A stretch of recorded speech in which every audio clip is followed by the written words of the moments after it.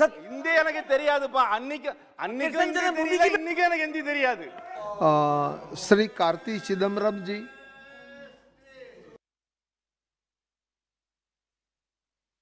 Respected Speaker, sir, I think it's quite heartening to finally debate a bill in this House. It's been a long time since we have had the opportunity to debate the bill. And I'd like to first thank my party president, Mrs. Sonia Gandhi, for giving me the opportunity to be the first speaker in this session on a bill. Sir, while we have over 1 billion people in India, and we always consider that India to be an overpopulated country, there are many people who are unable to have children and who find the benefit from the assisted reproductive technologies. So it is essential that this technology is available to all, and it is also regulated and may ensure that best medical practices are followed while this technology is made available to all. Sir, indulge me a little bit. I am a great admirer of our Puranams, Idihasams and epics. I grew up reading Amar Chitra Kada. I don't even know whether Amar Chitra Kada is still around or not, but I grew up reading Amar Chitra Kada. My maternal grandmother, when I was growing up, told me many fables and stories. Sir, this is a government which professes to draw inspiration from our Puranas and from our Idihasams and from our epics. Government ministers have spoken about Pushpak Vimana. I've asked even research to be done on the existence of the Pushpak Vimana and the science behind it.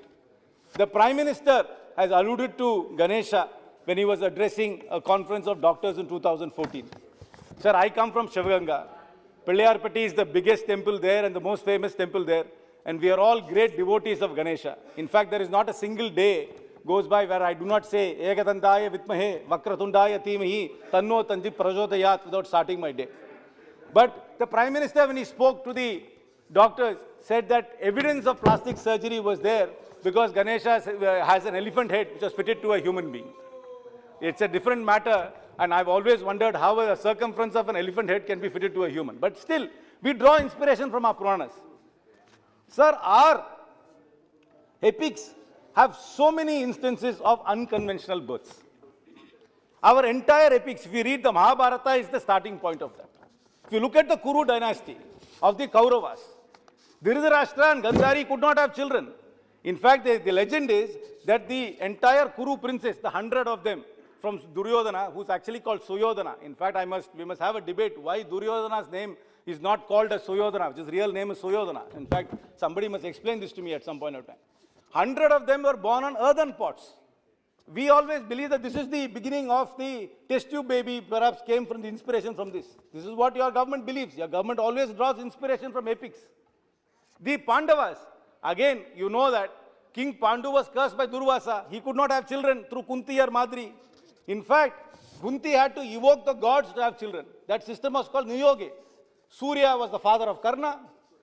Dharma was fathered by Yama.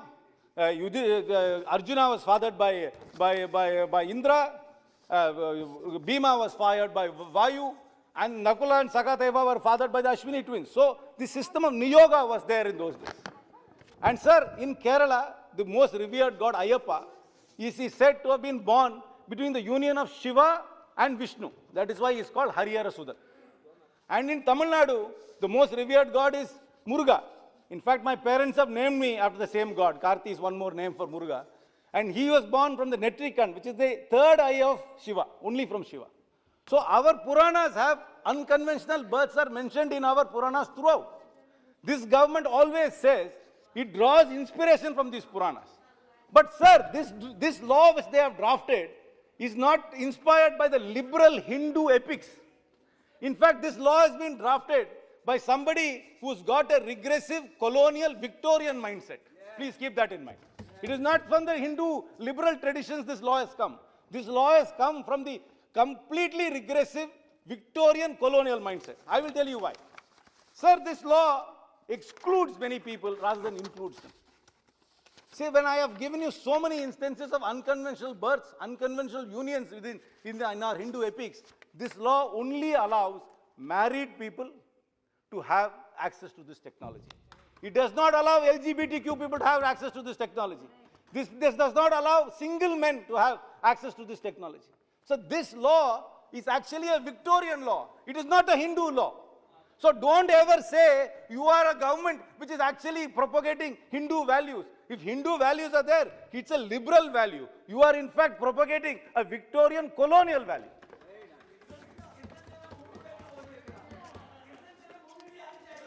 Sir, Hindi எனக்கு தெரியாதுப்பா. அன்னைக்கு இன்னைக்கு எனக்கு ஹிந்தி தெரியாது.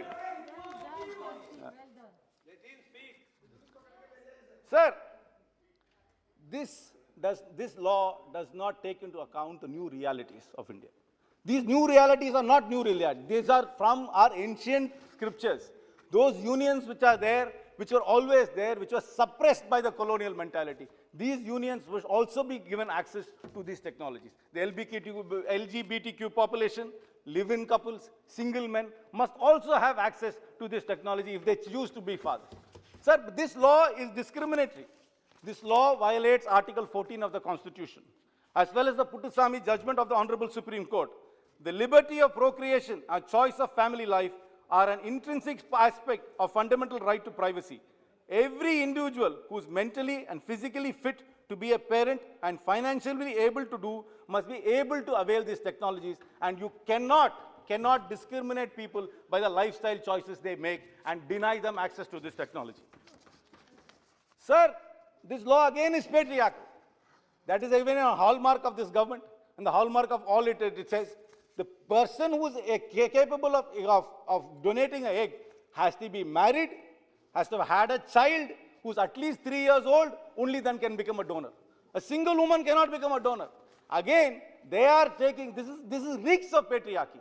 According to this government, unless a woman fulfills the role of becoming a mother in an established union, she cannot become a donor. This is again shameful. This is again goes away. You take away the right of an individual to decide how they want to choose to be a donor or not. This again has to be looked at. The minister needs to address this issue, needs to definitely give an answer on why only married women who has had a child, and that child has to be 3 years old, only then they can be a donor of the egg.